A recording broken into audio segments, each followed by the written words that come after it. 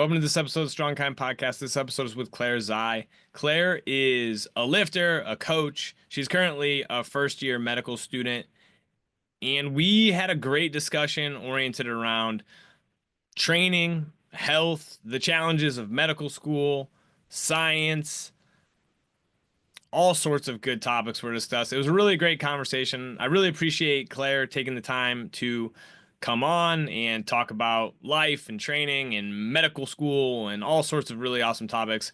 It was a great conversation. You can find her at Claire_barbell medicine on Instagram. And I hope you enjoyed this episode. I certainly did. Thanks for being here. Appreciate you. All right, Claire. So the big reason, there's a lot of reasons I want to have you on, but you're going to medical school now, right? You recently posted on just like kind of the change in your lifestyle because you're going into medical school, but take us through like what made you want to go to medical school and how freaking hard it's been so far. Medical school is actually a breeze. I just, wake up, study for a couple hours, and then do whatever I want the rest of the day. Sorry, that was sarcasm. It's a lot more challenging. But my path to medical school started when I was in college, and I knew that I loved science. I knew that I loved helping people, and my path was, okay, I'm going to get into research because I truly love science, and the research that I was had access to was working with amputees in sport and helping them achieve their goals that way. And so from there, I was like, man, watching my PI and seeing that she was not doing research, she was doing grant writing and teaching. And I was like, that's cool, but that's not what I want to be doing. I want to be like with the people, and that's what I enjoyed. And then I moved from that to clinical research, thinking that that would give me a little bit more of what I wanted and what was helpful for me. And that was still not enough time with patients. And so after that, I was like, man, I have to apply medical school. So I took a couple of years to do that. And so it was this evolution of like, I love science and I love this aspect of it. And there's a lot of things about research that I do love. I'm so sorry if you can hear my cat. It's okay. Just keep rolling it.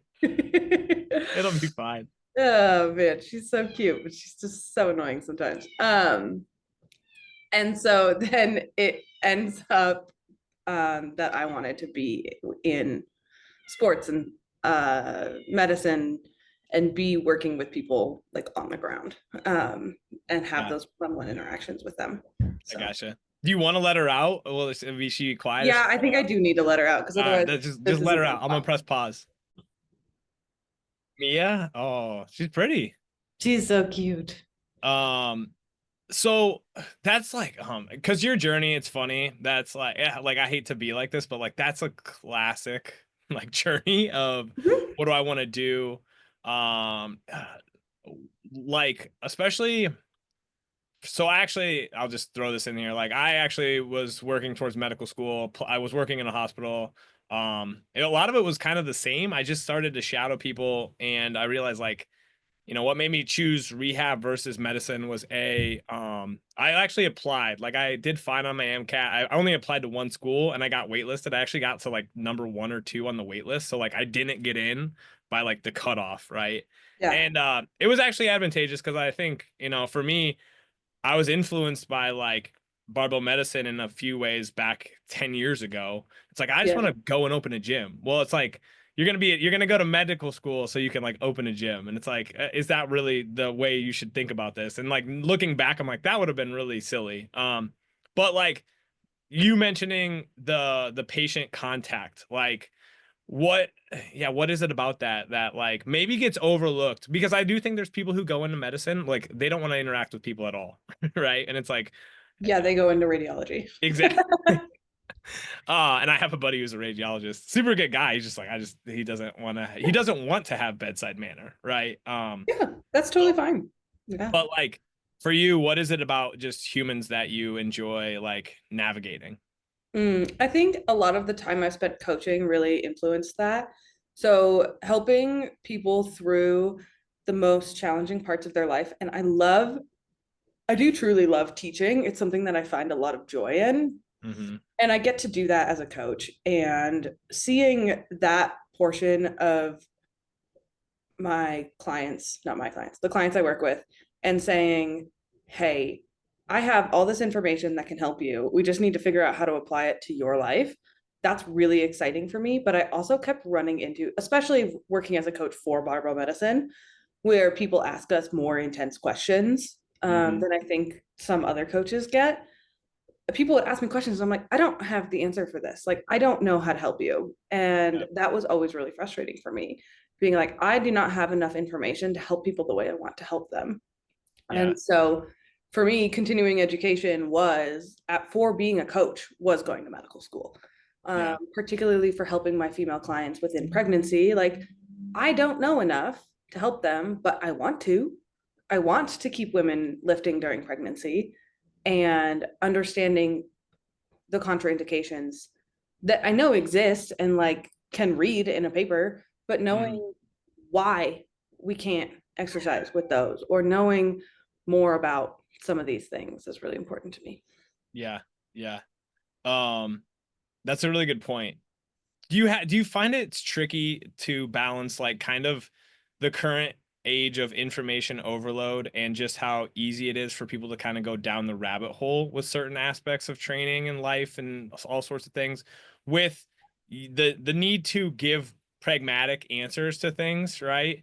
Yeah. Um, like you get what I'm asking there? Like it's and there's like legit questions types of thing, like this is a legit concern we need to address versus like, man, you just went and googled a bunch of crap. Like, does that make sense? Yeah.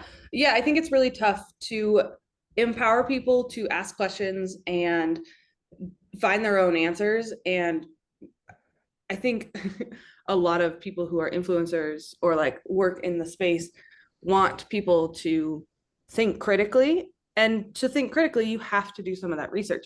But also knowing, and I talked about this on my Instagram the other day, like knowing who an expert is can be really hard. Yeah. And knowing who to trust isn't, it's not so easy as just like, hey, this is how it is. Yeah. And so, yes, it's challenging, but how I will counsel people is I'll say, hey, I want you to bring me your questions. Bring me the thing that you looked up on the internet. I want to know. And then let's talk through it together. Obviously, within coaching, I have that kind of time. Within medicine, less so. And that can be challenging. Um, That's really the big thing anymore is that, practitioners are going into rooms trying to deal with robust situations with limited time, yeah. right? Mm-hmm. And then we've also like painted this picture that kind of frustrates me, and it'll probably frustrate you as somebody who's going into medical practice. Like, like I'm a physical therapist. Like the cool thing about the reason that I did, and like there's a lot of reasons. I actually like started taking pre-medical requisites to go to physical therapy school, and then I had a professor be like, "You should just go to medical school. Like, go be an orthopod. Like, go make more money." And I'm like, "All right." But like the cool thing is like if you're doing your job well, you get to spend 45 if you're in a decent clinic, you get to spend 45 minutes with people and like you get like a little bit and potentially return visits within a 2 week period, right? Whereas like a medical practitioner, maybe, you see somebody every 6 months, depending on what your specialty is, or Mm-hmm. once a year, right? If at all. And it's that time component. Whereas like that's what I love about coaching, and that's why I've built my business model around like that philosophy is like I get to have a lot of little mini interactions with people, right? Mm-hmm. Um, when it comes to like you just said like teaching. I mean, that's what a lot of this is like just being a good teacher. But like what are some of the things you lean on when it comes to like teaching people? Like philosophy, practices, what does that look like for you? I would say that I am actively in a spot in my life where I am learning how to teach better. And so I don't think that I'm the person to ask about it right now, because I'm in such a bit like such a steep learning curve of how to teach in a way that isn't condescending. And I don't think that I was condescending as a coach, but those people, it's like different, right? So I'm teaching in a very similar and at the same time different realm because I'm learning myself. Mm-hmm. And so trying to balance all of that, I don't know if I have like some good ideas about it other than, what I've heard Austin say and which I try and emulate of like listen more, um and that kind of stuff. But like I'm not positive that I have big overarching themes or tools that I use yet. I'm still in that learning process of how to figure out how to teach effectively. Because I've taught college students, but that's a very different kind of teaching, and coaching is a very different kind of teaching than medicine. Yeah. Um, so I don't know In if I your have a in good answer for you. That's like totally fine. I think that's a really good point, is like it's kind of almost like the attention that people like when you're teaching college students, like the attention is like guaranteed on you, right? When somebody signs up to work with you as a coach, like again, hopefully they look at it as a learning process. But yeah, you're right. Like I guess the follow-up there is like what is the challenge for like medical practitioners in like the setting to be like a teacher slash I almost think there's just this expectation to be like for people to come in, and I don't know if this is true, but like, hey, fix me, fix me or manage all these problems, right? Yeah. Versus like, how do you be a teacher when people come in and like, how are you looking at that now as you're beginning like your medical school journey? Yeah, I think the biggest challenge I see right now is that for medical practitioners, it's a lot more challenging to know where someone's understanding is. So when people come to me as a coach, particularly within barbell medicine, we don't expect, but it's more common that people have a underlying understanding of training, right?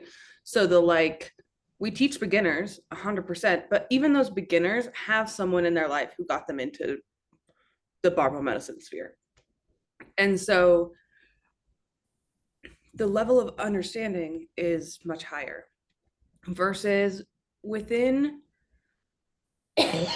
sorry, within medicine, people come in with understandings of the human body at all different levels. Yeah. Um, and that's where it's hard. It's hard to figure out where you start teaching and where you're like, okay, you have this knowledge already. Engaging that in real time is really hard. Yeah. It's a really good point. Very good point. You I think, probably experienced that with PT too, though. oh yeah. I mean, Yeah. and there's also just navigating what people think they know, right? And like I'm not saying that in a condescending way. I kind of maybe am, but like it's like people think they know and you see it so much with like influencers, right? Oh, like oh, I'm moving poorly or I shouldn't do that because of my age or this thing and like so much of it is like I've really tried to get like I've been aware of motivational interviewing concepts. I've actually like I have the original book. Like I've practiced it. But like I listened to a podcast with I can't remember his name. The guy who was one of the starting like they made it I think is it Miller or something like that. That's But Miller. he did a podcast and like how they did like mock situations and it was just like dang, he is just so good at like letting somebody lead the conversation, right? Mhm. And Yeah. that's really the thing that I think makes the difference between like somebody who wants to be a mechanic and fix people and somebody who's just really good at like letting the person dictate where we're going and just being there to help them figure it out, right? Mhm. Yeah. Um Yeah. and And the good ones can do it in 15 minutes. yeah, That's the right? thing, right? Yeah. Like and I also think like that we also, I've been a PT for 7 years, almost eight, I think 8 years, right? It's crazy how fast you lose track of time and like, I've been a coach in some capacity since I was like 21 and like was I a very good coach? I pretty much just took pride in like not hurting people. Like I'm just like that was dumb. Like let's not do that, right? Let's be smart and like let's, kind of play within our strengths, but yeah, so much of it now, I just ask so many more questions that I did even 3 or 4 years ago, Mhm.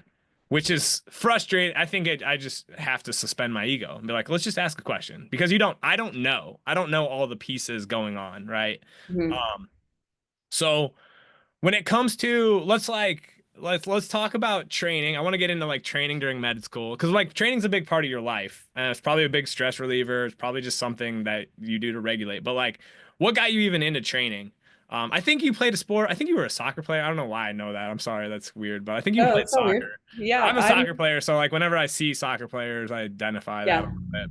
I mean, I've posted about soccer on my Instagram before. So, um, within the space of I just remember you have huge calves. I don't. Hopefully, that's not you have that huge like calves, but that's just genetic. I just got lucky. not from soccer. No, no, I got those from my dad. I came out of the womb just all calf. Jazz, massive No, calves. no baby, just calf. So yeah, I played soccer for 14 years from the time I was 4 to the time I went to college. And during that time, I also started picking up weightlifting a little bit to help my speed in soccer. Did it help at the time? No, because I didn't know what I was doing. And it wasn't like a speed based program, which is fine. Once I got to college, I was like, man, I really don't want to join the team. I'm kind of done with this, but I am going to keep training. And so training was my stress reliever in college. And then by the time I got to my master's degree, one of my friends was like, hey, you have uh, like some pretty good numbers. We should get you into a meet.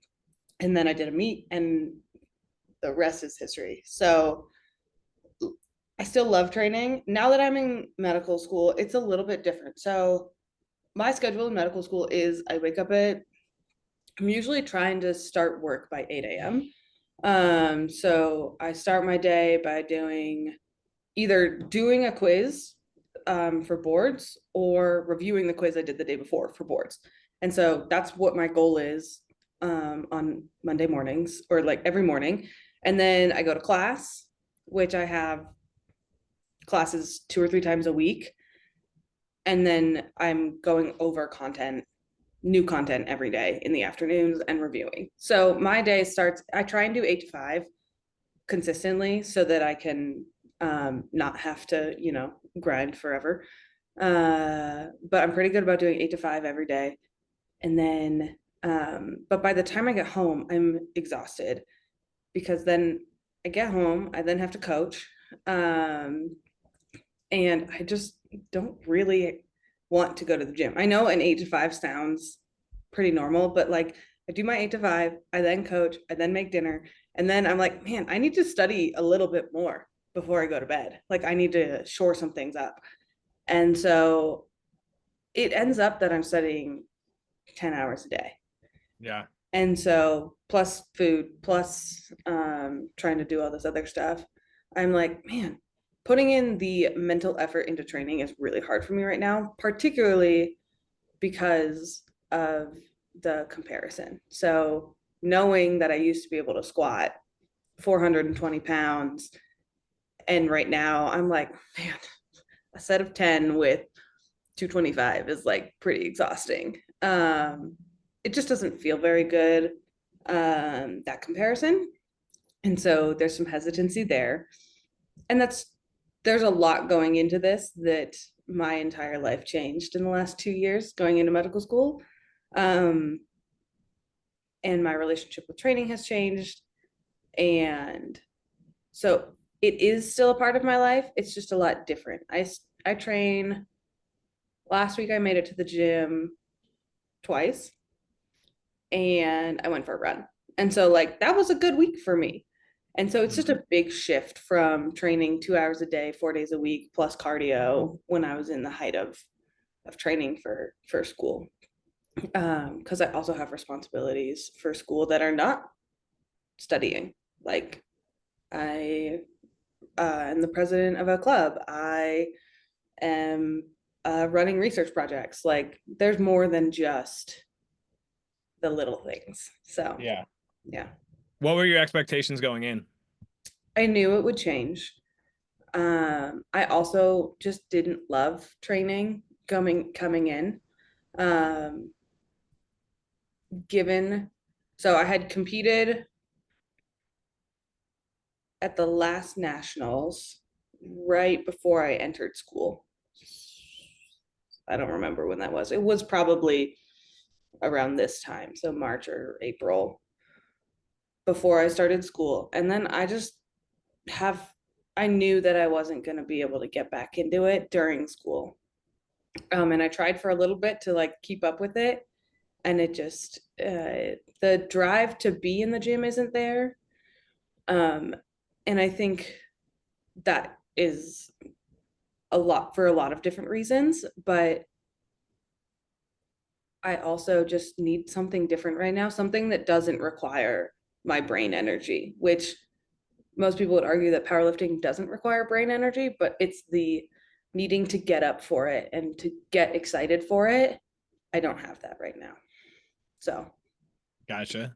yeah. Do you think well, I think you mentioned something that's like I am not that good at anything. So like as far as powerlifting, I've competed in powerlifting, nothing super impressive. I'm doing an Olympic lifting meet this weekend, which will be Oh, fun, but look, that's gonna be so fun. yeah, that's I really have just tried to orient myself around having fun training, which Hmm. like like when I was in PT school, there was still I think what saved me is just like I was still coaching CrossFit and I would just get on the bike. I would coach in the morning and I would coach in the evening, like, and it wasn't a crazy schedule. And also like PT school is challenging, but it's not I don't think it's not medical school. But when I would go to the CrossFit gym, I would just hop on the bike for 20 minutes and like that kept me moving. But like, yeah, I have a 4 month old, no, 5 month old boy, and like so much of it, and I have the freedom. Like, I'm not studying and learning all day. I don't think people realize how taxing that is, like mentally. And like, this is something I also want to talk to you about, just because you posted on visualization I think last week, which even you posting on Instagram during medical school probably is a feat. So that's something you should give yourself credit for. But I mean, like a human is not like you're not a brain and then a body, right? Like you are like mental energy is energy being expended, right? That is fatiguing. And like, yeah, powerlifting, being competitive, knowing what you're capable of, that's a big problem with injury too. Like knowing that you were capable of X, and like I ran sprints for like the first time like it was probably early April, and Are I your tweaked my groin. hamstrings still intact? Yeah, like my hamstrings, like I'm not that powerful, so my hamstrings were fine, but I like tweaked my groin. And then I was actually like I was my squat and I was feeling pretty good like going into that, and I tweaked my adductor, and squatting pissed off my adductor, and I just kept squatting. Like, and I just kept pissing it off. And then I finally was like, all right, you need to not do this, and I finally let it calm down. But that's kind of the nature of it. That's one of the hardest things I think for a lot of people is like you get to the certain level, and then when something goes awry you try to either stay there or you try to get back there, and like you almost just dig. It's like quicksand, right? Yeah. I don't know if that's how you feel or if that's part of it or what your thoughts on that are. So there's a lot that kind of goes into it for me. My priorities have changed in life. My priority is school now. My priority used to be coaching and powerlifting, but right now my priority is school and coaching. Like, I need to make a living and I need to learn enough so that I can continue to make a living. And so because my priorities have changed, I just I also just don't want to spend that kind of time in the gym anymore. I also so we talked before the podcast started recording, but like when I started medical school, I moved across the country. So I moved away from all of my support system. I broke up with my long-term partner. I was in the depths of dealing with grief from losing my father and starting one of the hardest graduate level educations that one can start. And so like my life was focused on, okay, how do I make it to tomorrow? Yeah. And like struggling with a lot of depression.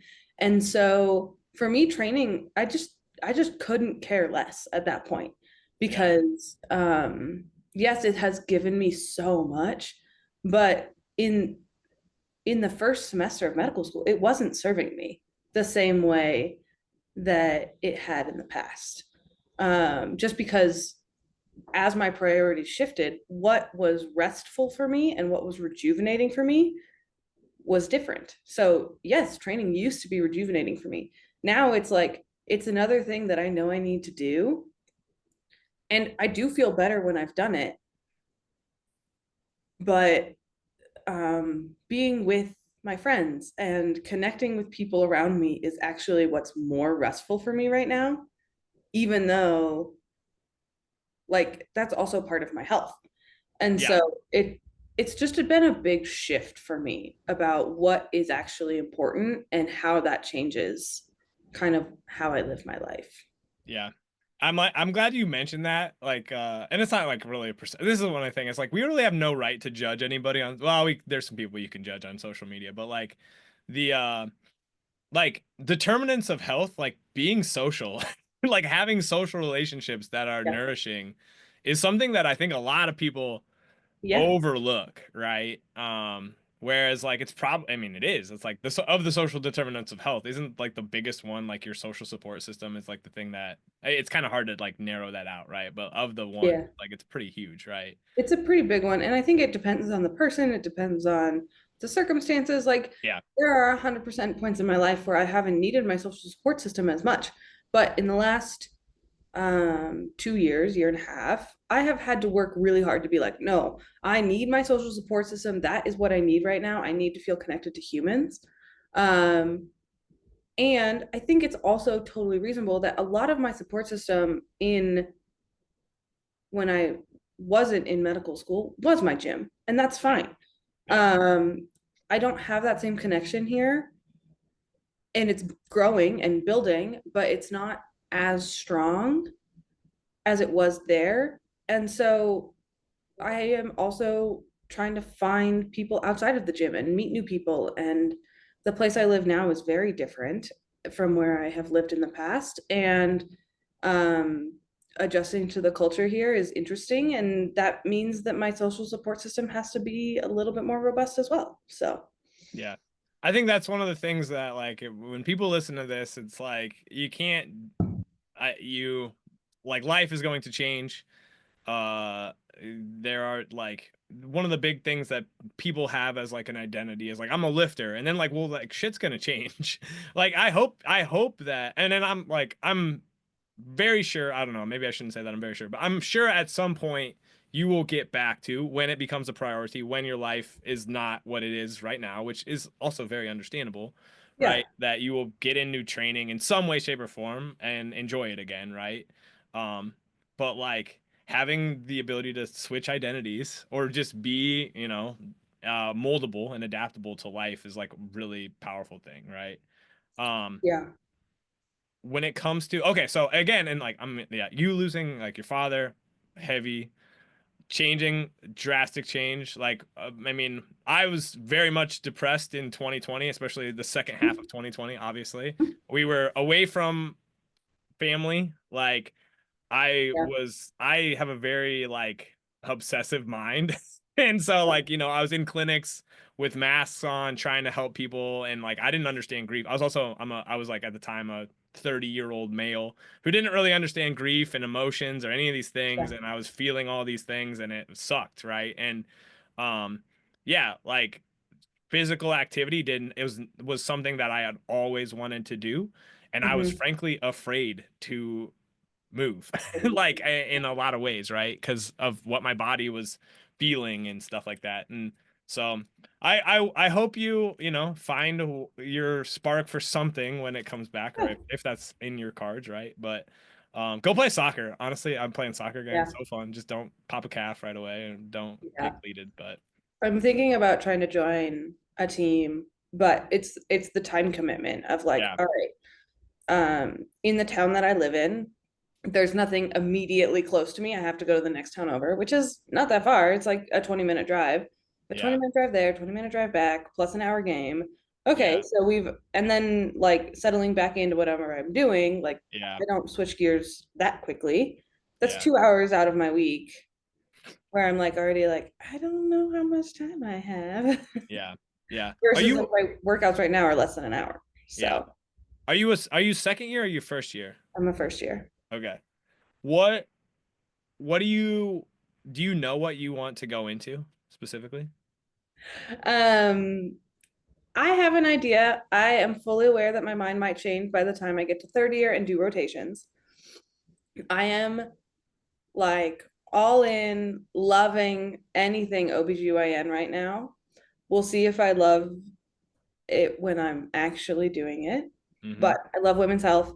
I also am interested in IM. I'm also interested in like some of those more like in-depth like medical medicine Yeah. instead of surgery, but we will see. I am uh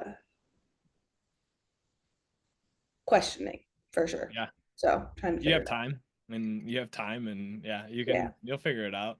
Yeah. Talking to Austin, like Austin's a very brilliant human being, but just he gave me a very good appreciation for internal medicine and like Yeah. the complexity, but also, he really also just leans on like good communication, and it's not that he's like they're still interacting with the human like we mentioned earlier. So, but yeah, Yeah. it's a giant undertaking and it's super cool. Mm. All right. When it comes to like public health, what does your profile say? I had your profile solved up here. Bridging the gap between health behavior and lifting. All right, so you don't necessarily have to hold yourself to that right now, but like public health, what are some of the things that like maybe frustrating narratives that like get your goat, quote unquote, that you see or that you hear, that you're going into medical school to maybe combat? That health is our responsibility solely. So it really irks me. And this is something that I think is more prevalent in the US, but we as in a society, portray health as this personal responsibility, which I fully get. Health is a partially a personal responsibility. Yeah, you have to have some level of personal investment and time put into this um, part of your life. But also, health is a public responsibility and a government responsibility. It's bigger than just us, and it's also partially luck. Um, so it drives me crazy when people are like, oh, well, and I see this more from Instagram and less from medicine right now, but like social media is like, oh, you're not working hard enough, or you're not doing enough, or here's how to take that next step to improve your health. And I'm like, all right, this is a very individualistic take on health when it can also, health can also look like I want to make sure that I'm living in a place, and this is again an individualistic way to say this, but like if you live in a place that has prioritized walking and the ability to get to where you want to go without a car, that's part of health too. And also, it's genetic luck of the draw of whether or not you're healthy. And that's really hard when I see people being like, oh, it's just personal responsibility. And I'm like, no, it's a lot more complicated than just, oh, you don't work out or you don't eat healthy. It's like, what systems have been put in place to help people actually improve these behaviors? And for a Yeah. lot of us, particularly in the US, they're not there the same way they are in other places, as in we don't have super walkable cities. Um, we don't have great public transit. We don't have great uh, conversations around healthy eating, and not from a like, you should only ever eat healthy or you should only ever eat salad, but like, what does a healthy relationship with food look like? In you get to eat things that bring you joy, but also how are we doing it in a way that's not damaging or Yeah. like only It's concerned with your body, right? yeah. I mean, like the it's again going back to like the mind and the body, right? Like we have this dualistic or dichotomized view of like, oh yeah, well, if you just got your shit together, you'd be healthy, right? Or even like what is healthy eating? Like, I had some peanut M&Ms and a Fairlife chocolate milk on a drive yesterday, and it was delicious, and I was super happy. And within the totality of my nutrition for yesterday, it was totally fine, right? Am I saying to eat only peanut M&Ms? No, right? But like, there's all these factors that, yeah, I just finished, what's it called? It's called like Thinking in Systems. Have you ever heard of this book by like Mm-mm. Donella Meadows? And it's just the complexity of any system is like things are there's so many inputs, right?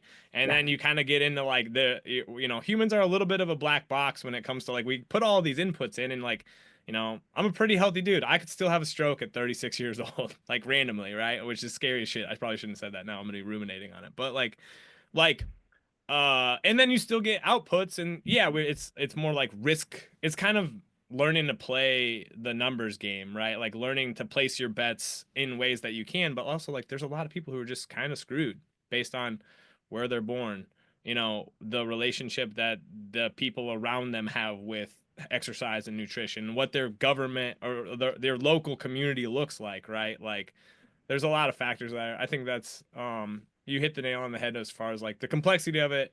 Like, do we have to take personal responsibility for our actions? Yeah, but like also if you've never been exposed to a lot of this stuff, you don't know, and when you don't know, you can't really take action, right? So, Yeah.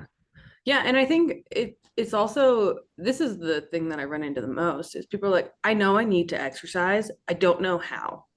It's yeah. like most of us know we need to eat healthy. Like if you were to survey the entire United States, I would bet a good chunk of us would be like, I know I need to eat healthy. I know I need to exercise.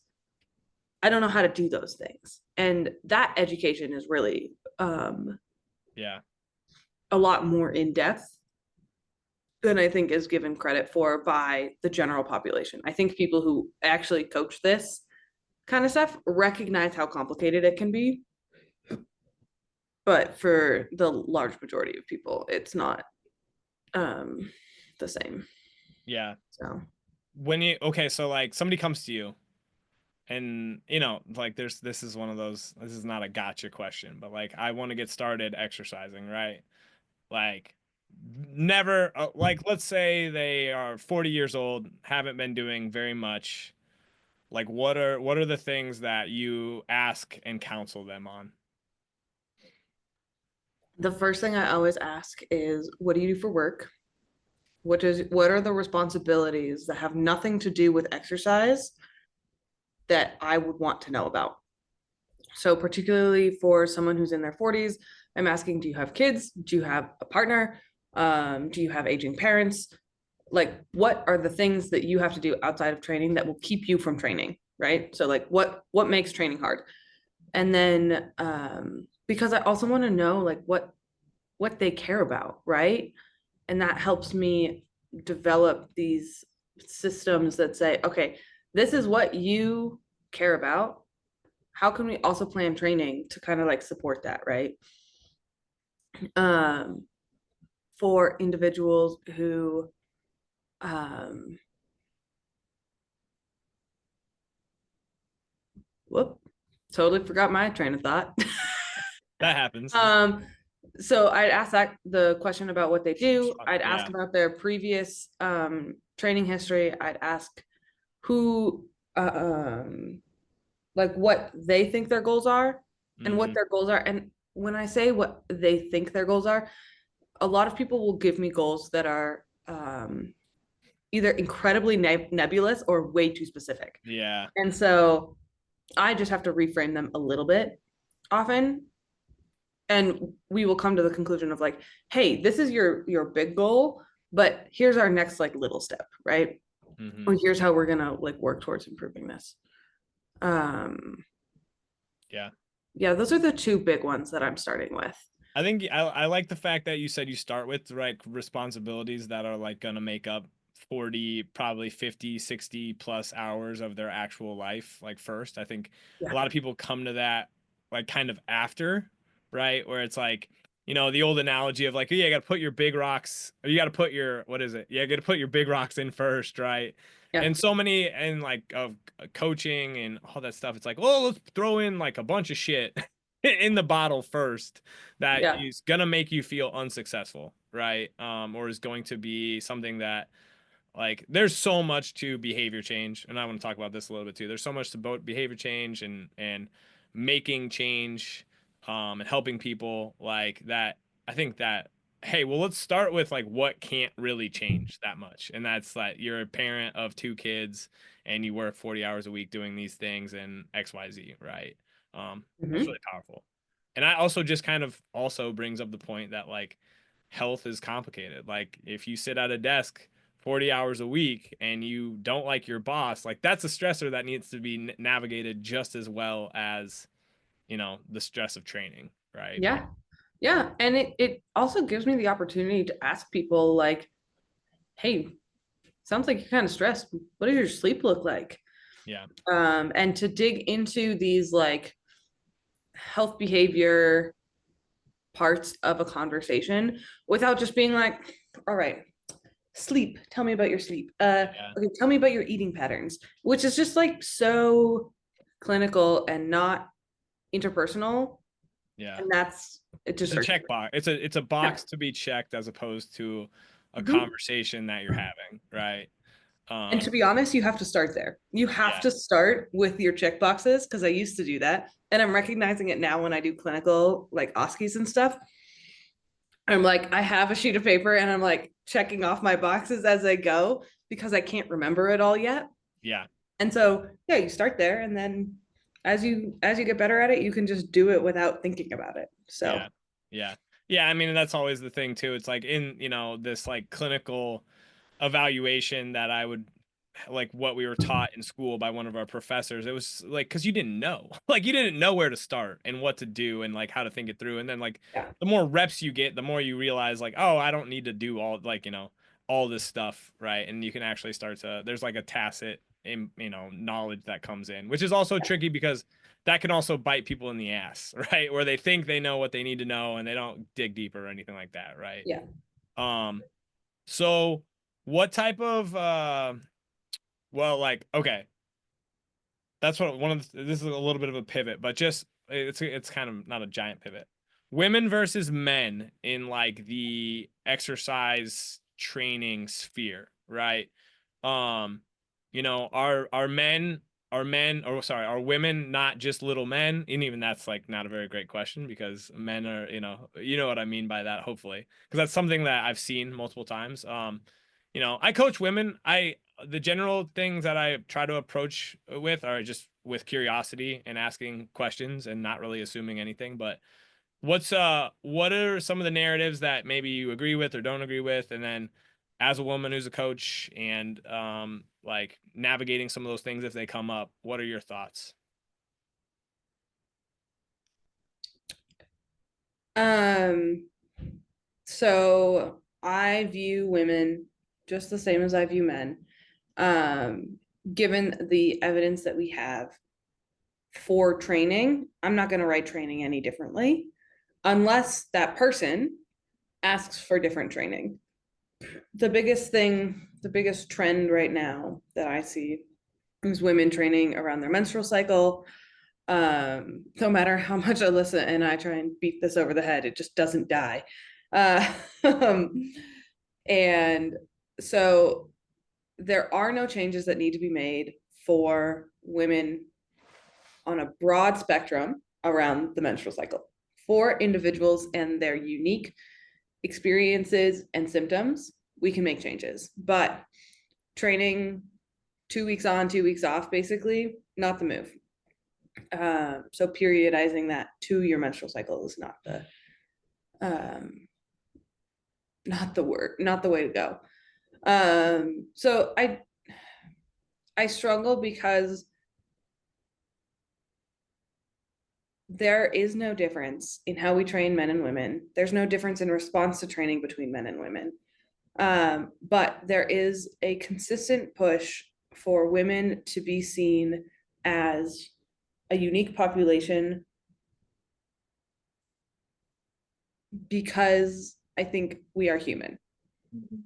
Just as men want to be seen as special for different things, women want to be seen as special. And I think the hardest thing is trying to unteach that to people and be like, no, you're human first, your sex and or gender comes second. And It's a hard thing to accept, right? We all want to be special, right? sure, yeah, we all want to be special and we all want to feel like we have that personalized training. Mhm. But instead of personalizing it to your sex or gender, let's personalize it to you. Yeah. And so I want to dig either want to train people more broadly or more specific than gender, because we're all human, so like we'll all respond to training at that broad level. But Yeah. when we're trying to titrate down to more specifics, there are less similarities between women than we think there are. And it's probably at that point, if you're trying to narrow down, let's just narrow down to the human, or even a smaller population than human. I mean, than woman. Yeah. That's a really good way to put it. I think you said that like well. It's like, thanks. I'm gonna now use it as an Instagram post. yeah, So. because but but see, like I get what you're saying, because it's like it's kind of constantly what I'm playing around with is like, you don't like good training. Like me and you can look at something and be like, that's like a good training program, right? Like, and there's a lot of variation and maybe in the intention of what the person's goals are, specificity to their goals and XYZ, right? But like, I look at some stuff that I actually just brought somebody on, and it was like, I don't tweak a whole lot of stuff if they say this is what I want, right? But I'm trying to like let it evolve with where we've established where we're trying to go, right? And it really just comes down to like good training looks, pretty similar. Like we got reps, sets, appropriate intensity, exercise selection, and specificity to some goal or not, right? An auto And then it's just, regulation of some kind. yeah, an auto beautiful, like exactly, right? And then it's like, what do you like? Like, what are your preferences and where do you want to go? And if your preferences, like, if you're a dude, like, if you're a man and you work a really weird work schedule and every like third week, like, you just feel like shit because of it, like, that's probably going to be a week where we just do what you can and we kind of work around it. Same thing with if you're a woman who works a weird work schedule, or you have really busy, like, parental life or XYZ. It just becomes like this game of actually coaching people and helping them make decisions, right? Yeah, it's like you're trying to make generalizations about sex and gender that don't really match Yeah. the broadness of that group. Mm-hmm. So by saying all women should train this way, you are erasing the experience of any specific woman. Versus when we're talking about how we train humans, our generalizations for humans are very broad. We say you need autoregulation, you need variability, you need to be at a good intensity, and it needs to be relatively specific to your goals. But all of those things are in relation to the human itself, themselves, instead of being like, we would do the same thing with other species as well, of like, these are the underpinnings of adaptation, not the underpinnings of humans, right? Yeah. So yeah, good response. It's marketing. Like what I go back to with so much of this shit is just, damn, like they figured out a marketing message that seems to either scare people or provoke like some response that gets them to buy XYZ, right? And gosh, it's a pain in the butt. All right, let's talk about visualization.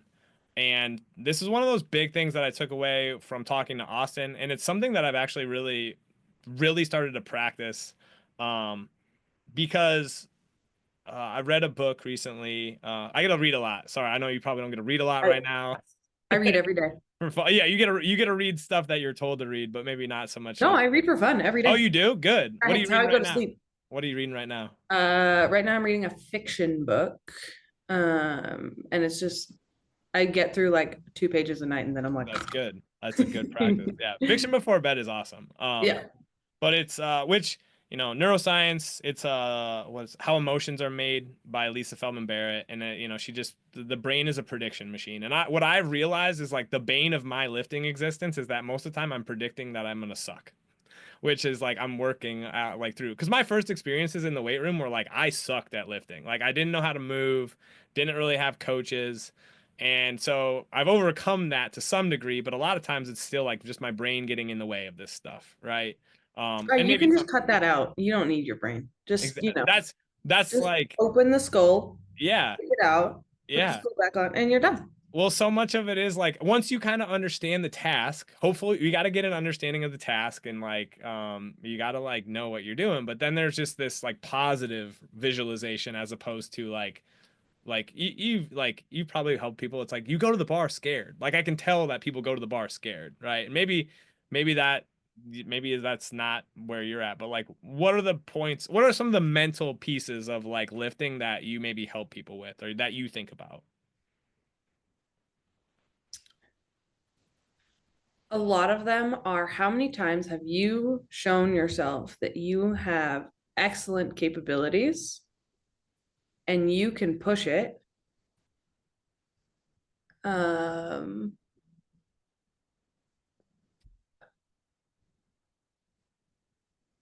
and so it's not always saying, "Hey, I know you got this. Like, I know you can do this." Like that external belief in someone is important, but it's more so about showing them all of the times they've succeeded. Hmm. And so that's a big thing for me. And like creating a positive mentality, not in the way of like, I can do anything, but more so in the way of saying, hey, I'm going to go up there. I'm going to give it my best shot. I'm going to leave everything I have up there. And it's okay to be scared because it means Yeah. I care, Yeah. or nervous. And those are the bigger things that I'm focusing on with lifters. And when we're doing visualization, the goal is truly to make sure that they have at least seen in their mind's eye a example of them succeeding. Yeah. Yeah. I like that. Yeah, and like it's that appropriate level of arousal, right? That I think is the tricky part for a lot of Mhm. people, right? Um, no, I love that. Um, all right. Well, this has been super. I appreciate your time. Yeah, always. This was super fun. What?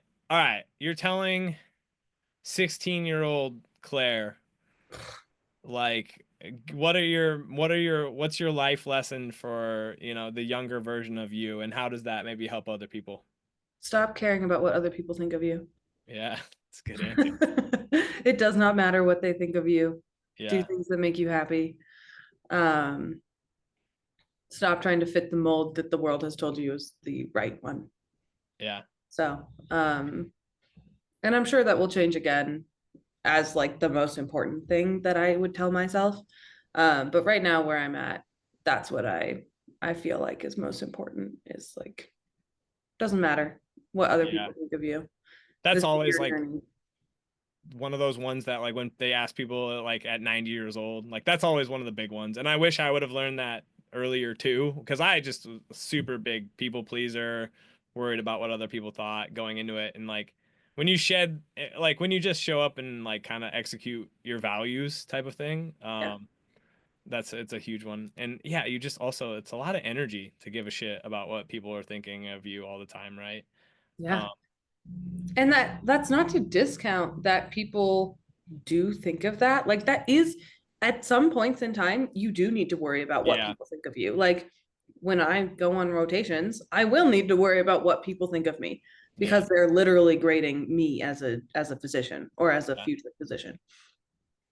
But in the things that don't don't matter is not the right thing. But like in the experiences of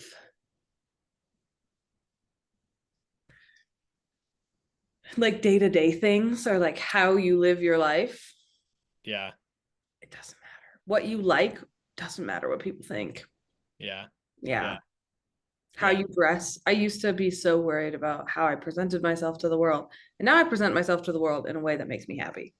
Yeah. Um, and that's all that matters.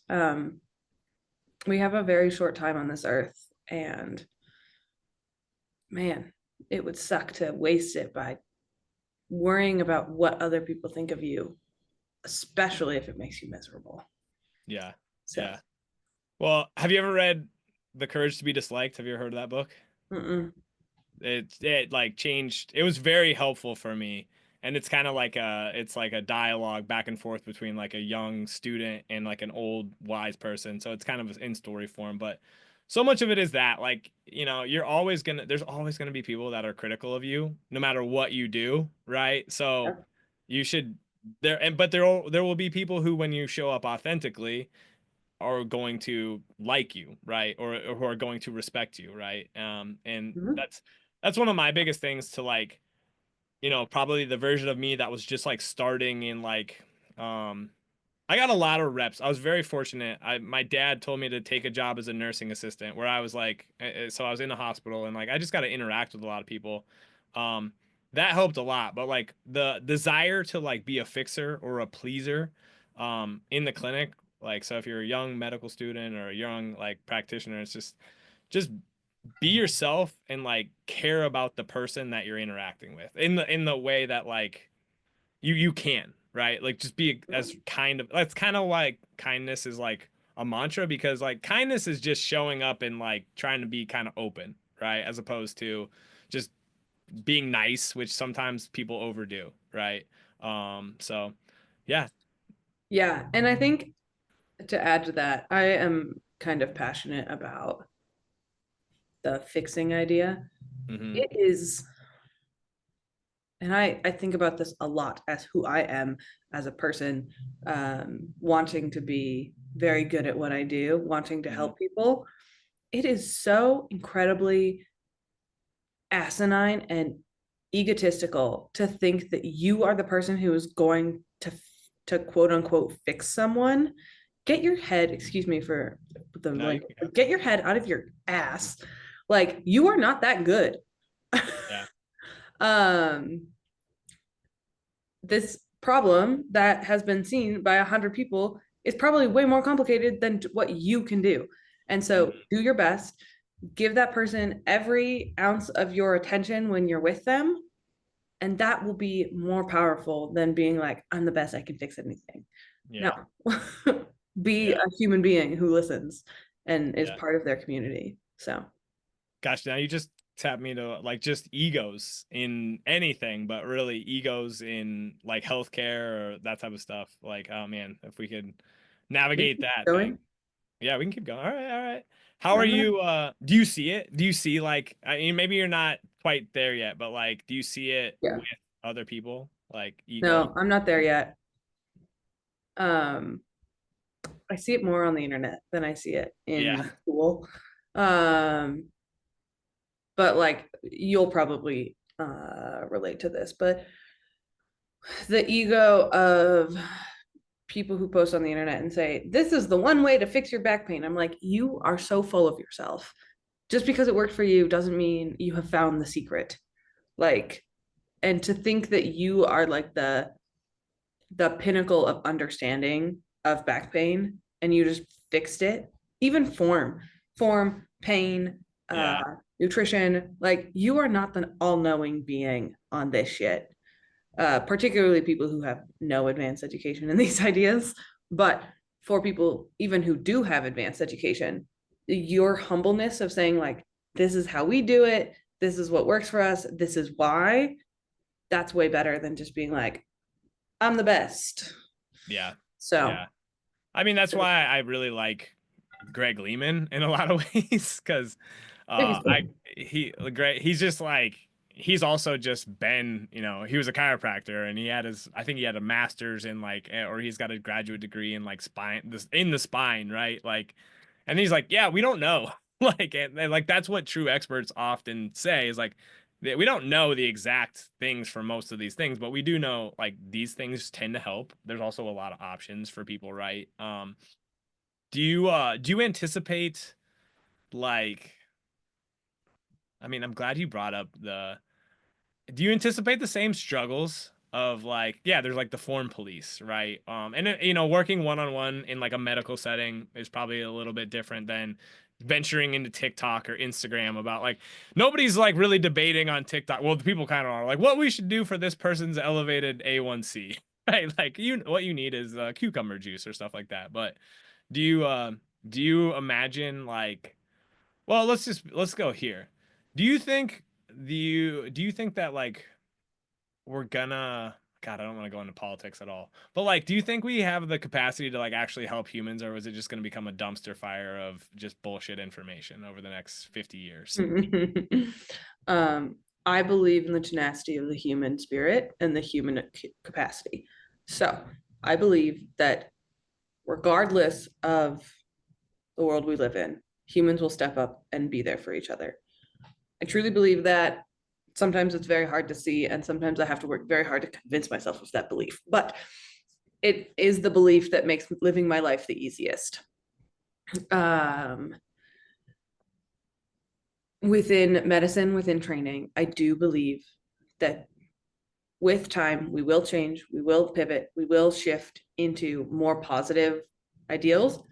I think it's actually on people who have higher education to be better at doing education in a fun way, in an exciting way, in a way that is not fear mongering will always work, and we should not use fear mongering as educated professionals.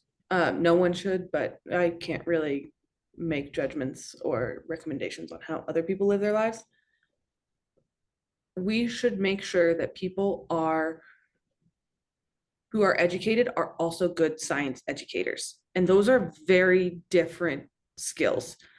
And something that I'm incredibly grateful for that I've been able to learn in my life, that teaching within a very educated group is so much different than teaching science on a large scale.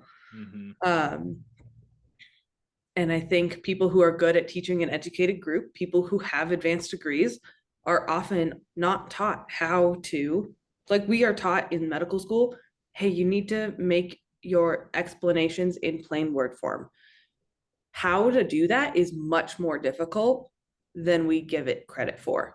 And I've learned that through teaching on Instagram, right? Like I used to use a lot more vernacular, and now I'm like, all right, plain words it is. Mm-hmm. Yeah. And it works way better. So What what is being on social media? What has it taught you? And then how has it stressed you out? um it's taught me how many times people need to hear the same information in order for it to click. Super It good point. takes forever. Yeah. And that's partially because you have to undo a bunch of learning. Yeah. And I think that's also the biggest challenge for me is like being patient in helping people unlearn old things. That's hard. Yeah. It Yeah. sucks. No one Yeah. likes that. Yeah. I think that's the biggest stressor. Uh is yeah, like you know, you it's almost like you just I like I don't know I clear like the lens that I'm looking through or what I actually know and have access to is like very limited. I think that's why I just go back to like well what I try to know is that optimism is usually a good strategy, but optimism does not mean you just do idiotic things, right? Optimism means like let's look at like where you really are and let's take like small steps towards maybe a better position, right? Um and then it just like really what being on social media has taught me is like what is going to get a lot of attention is not always what you should be putting out.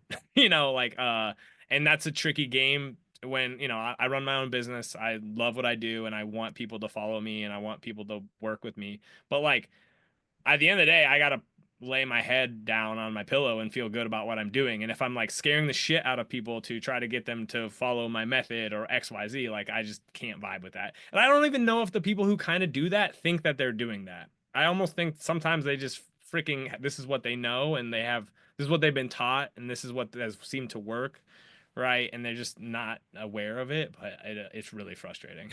So, So back to my belief in human spirit and tenacity and character. I believe those people actually believe they're helping. yeah, yeah, I do not believe that they think they're fear mongering. And if you were to tell them that, they would be horrified. They would never want that. yeah, But I truly believe in the goodness of humans and the goodness of people. And I truly believe that people are trying to help each other. The problem is we are sometimes the blind leading the blind. yeah, Um, and this is why I think it's so hard for people to recognize, like, hey, knowing who is a good resource is hard. It is hard to know because there are so many people who weaponize their knowledge or their credentials, and there are so many people who are absolutely brilliant who don't have credentials. And so, yeah, you need to have a good base of things that are important. So, yeah, yeah. I'm gonna disagree with you a little bit because I think when people get paid for what they're doing, they're like, all right, they start closing off or they start putting their blinders off. I do believe I'm with you 100%. I think people in general want to do good and want to help others, but like it's also just being in a couple of shitty clinics where it's like this is not helping people. This is no bueno, right? And like they just yeah. it's like it's hard, but I'm with Yeah. you. I think the I audacity. Go ahead. also know that I am a little bit toxically optimistic Yeah, because it's the only, and that's not that I'm going to push that on other people. yeah, It's how I have to think about the world in order to not be like, oh my God, why is it like this? yeah. No, I'm with Uh, you. Yeah. Well, I so think you're actively stepping into something that you are going to over the course of your career. Like your career is going to be hard. Like I hope it's going to be really rewarding, and I hope you get out of it many things and a sense of purpose and all yeah, that jazz, right? yeah, That's like the point, right? But like you're also this is like in my opinion, like an act of defiance against like the shit of life, right? Like I want to help yeah, other people keep yeah, which is also really freaking hard. Like we've touched on this numerous times in various forms, but like life is not black or white, you know, it's like yeah. we're all gonna die. We all are here for a short That amount is of actually time. black and white. Yeah, that is black and white. Like, but the good point. Something, death and taxes. Yeah, exactly. Those things are black and white, but like how we choose to embark on like the journey of life is something that usually requires us to like, understand both things. Like, Mhm. people get very afraid of the fact that they're gonna die, and it's like, well, you gotta almost accept that because when you kind of accept that, you actually start to like live a little bit, right? Um, Mm. and which can be tricky, but um all right, this is a true last question, then I will let you go. I know you need to go and but I appreciate you sticking on and you brought up some good stuff. Influences. Who are some of your biggest influences? Who are people that you really respect or that people should follow and um yeah, what are some of those? Man, the list is too long to actually list it. But anyone who works for BBM, obviously. Um, Alyssa Olenek is amazing. She's fighting the good fight. Um, there's so many good practitioners out there who are doing the good stuff. I am admittedly less involved in sports and physical therapy or training stuff right now on Mhm. social media. So I'm following people who are like OBGYNs and physicians and Mhm. learning from them right now. So maybe less obvious, but people like Jen Gunter, she's amazing. Period of the Period is really good for women's health stuff. Who's also connected with Alyssa. And then Mama Dr. Jones is great. So I follow a lot of women in health right now. I think my wife I'm follows missing a big one who I can't pull out of my brain. Dr. Jones sounds really familiar. Super. Uh, Who's the OBGYN who works? Um, Gosh, I can see her face and I can't come up with her name. That's fine. So that's who I'm listening to a lot. Um, I love it. I also stay off of social media as much as I Social can. media is brain rot. It's like, It's just I just don't have time. Like I unfollowed half the people I used to follow on my work account because I just can't have the input. yeah. But then in my personal life, people who I'm looking up to a lot right now, I look up to my dad, even though he's not here. Like I think about him a lot. And Hmm. then I look up to Jordan and Austin and Lorraine and Leah. Like those are the people who I'm really like looking for their advice and their help and their support as I'm like navigating some of this stuff, just because they are where I want to be in multiple different ways. Um, and so they're super great and helpful. So, and I'm very I lucky to have them as mentors. I love it. Well, thank you so much. I Thank really you. appreciate chatting with you. And yeah, where can people find you? The most easiest place to find me, the easiest way to reach me, um, is through Instagram at Claire_Barbell Medicine, or you can email me at Claire@barbellmedicine.com. Yes, I think that I'll confirm that because I sent you yes, that's correct. So yeah, I love it. Well, good luck with the rest of your studies. Thank you. Take it day by day, hang in there, do your Thank best. you. I'm sure you will. But I Yes, appreciate your time and yeah, this will be up soon. And that's great. yeah, have a great day. Thank you. You too. Peace.